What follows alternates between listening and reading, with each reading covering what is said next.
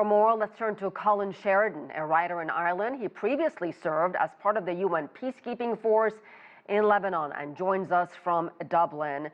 Colin, I just want to get your reaction to this agreement. This deal comes after one of the deadliest conflicts between Israel and Hezbollah. And I think the question a lot of people are asking, will it last, number one? And number two, what happens after 60 days? Yeah, Asieh, first of all, I think the skepticism a lot of us would have is towards the terms that Netanyahu laid out in his speech this evening that were then reaffirmed by President Biden. And the reason I bring that up first is because it seems that this is something that has been dictated to very much by Israel with US support. We've yet to hear the Lebanese statement on it. There's been some initial statements from Hezbollah about the proposed deal. I would be skeptical as to how implementable this deal is, certainly from the point of view of UNIFIL force that is there at the moment, the Lebanese armed forces that are south of the Litani River that have been working already in conjunction with UNIFIL forces prior to the invasion 2 months ago, how there will be a quick upscale of that force and a revised implementation of any mandate, UN mandate. I'm not sure how implementable it is in the short term.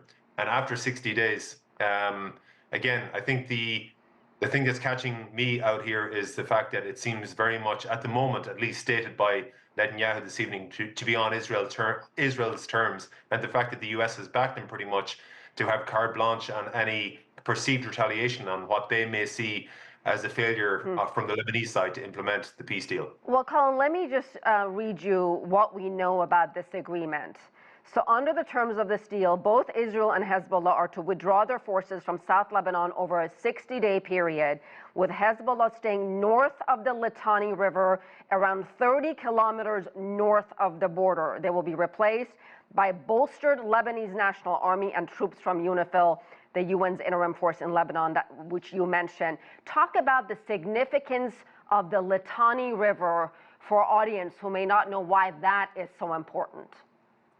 The Litani River has basically been a line, well, it's obviously a physical geographical line in the sense that it is a river, but that distance that you mentioned, 30, 40 kilometers from the blue line, effectively, which is the disputed Israeli border between Lebanon and Israel, has been Hezbollah-controlled territory for the guts of the last, since the withdrawal, certainly, of the Israeli forces in the year 2000.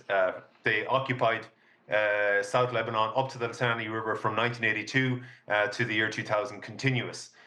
Since they withdrew, that land, that portion of Lebanese land, has been controlled pretty much by Hezbollah, notwithstanding the fact that post the 2006 war, the UN Resolution 1701 decreed that Hezbollah could not be armed in that area. So that has already been laid out in a previous UN resolution.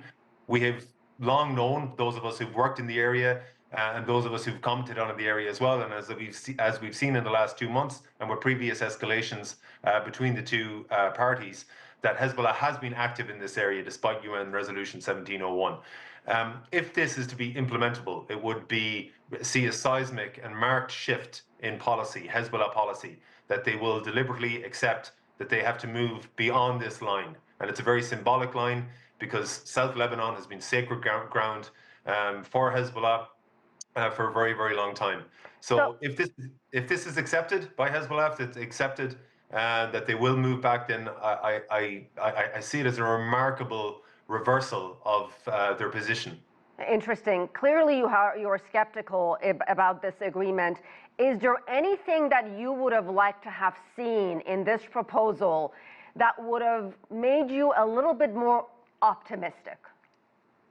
I think the first thing I'd have to state is what I would like to have seen. It remains to me an absurd on-ramp to a peace deal that Israel has spent the last 48 hours bombarding Beirut, East Lebanon and South Lebanon, and dozens of people have been killed as they've teased out this peace deal. So that's the first thing I'd say, is it's a remarkable and, again, absurd entry point to this peace deal that they have done that and continue to do that tonight. And hopefully, for the people of Lebanon and Beirut especially tonight, that they will wake up, and with the dawn will come a ceasefire. What I would like to have seen is more public statements coming from the UN, bilateral statements coming from the UN along with the US, and obviously Lebanon in this instance. The fact that Netanyahu has put his case out first, followed by US President Joe Biden. We'll hear from the Lebanese interim government apparently tomorrow after the ceasefire deadline has passed. So I think a lot more a united front, we'll say, from the parties that are actually involved in the peace deal. And since the UN and UNIFIL, now the UN, which has been so undermined by Israel in the last 12 months, is so instrumental to this deal being successful. I would have also liked to seen them being involved, being party to the negotiations and being involved in the release of this news this evening.